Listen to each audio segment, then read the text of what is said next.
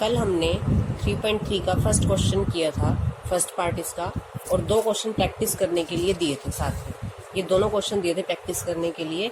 अब देखते हैं कि ये दोनों क्वेश्चन हमने करने कैसे हैं। फर्स्ट क्वेश्चन देखेंगे पहले। x माइनस वाई बराबर 4, ये समीकरण नंबर 1, ये हमें रैखिक समीकरण युग्म दिया हुआ है, इसको हम लिखेंगे समीकरण नंबर 1, ये समीकरण नंबर 2। अब हमने इसको हल करना है। हल करने का मतलब कल बताया था, x और y दोनों चरों का मान ज्ञात करना है। किसी प्रतिस्थापन विधि से हल करेंगे, किसी एक समीकरण में से किसी एक चर का मान निकालकर दूसरे में रखना है। हम समीकरण 2 में से भी मान निकाल सकते हैं, समीकरण 1 में से भी निकाल सकते हैं, आंसर सेम ही आएगा लास्ट में। अब यहाँ से अगर हम निकाल रहे हैं, हमें दिख रहा है कि y माइनस का है। अगर मैं y को इधर रखूंगी तो जो y है वो माइनस का रहेगा यहाँ पर, और x उधर जाकर हो जाएगा 4 माइनस एक्स। अगर ऐसा नहीं करना, क्योंकि यहाँ पे y माइनस का है, अब माइनस को भी उधर लेके जाना पड़ेगा, उससे अच्छा ये है कि हम यहाँ से x का मान निकाल लें।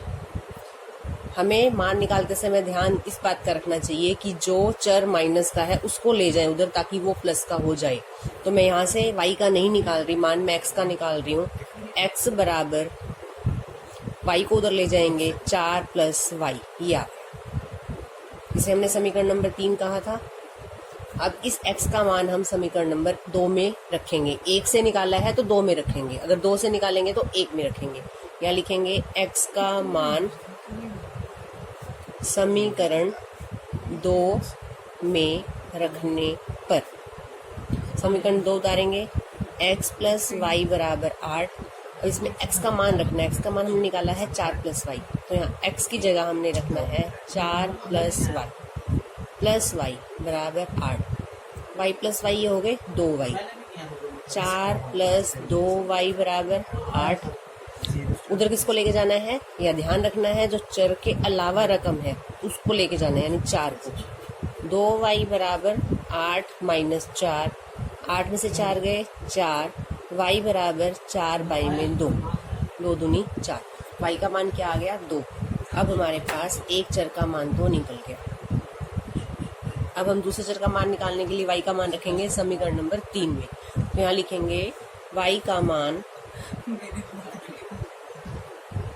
समीकरण 3 में रखने पर, समीकरण 3 करेंगे क्या है हमारा, x बराबर 4 प्लस वाई, y का मान क्या निकला हमारा 2, वो यहाँ पुट कर दो।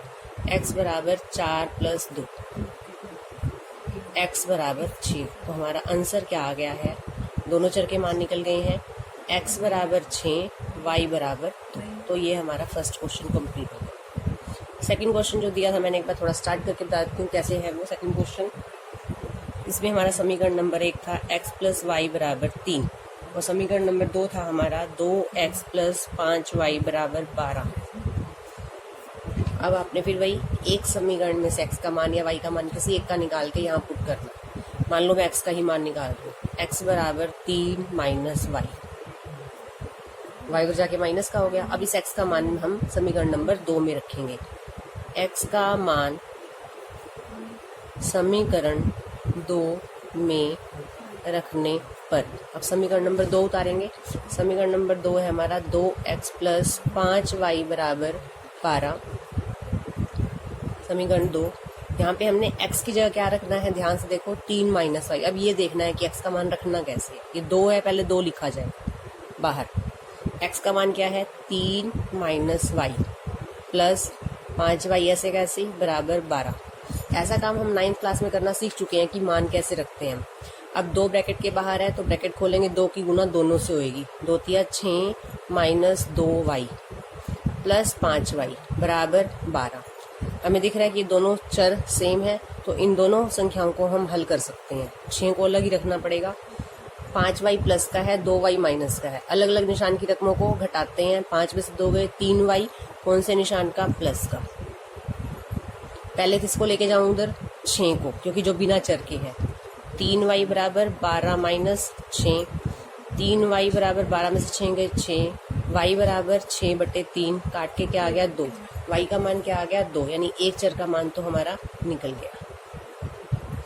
अब दूसरे चर का मान निकालने के लिए y का मान हम कहाँ रखें, समीकरण नंबर 3 में रख दें तो हमारा x का मान भी निकल जाएगा। तो इस तरह से इस क्वेश्चन को आप सोल्व कर लेंगे पूरा।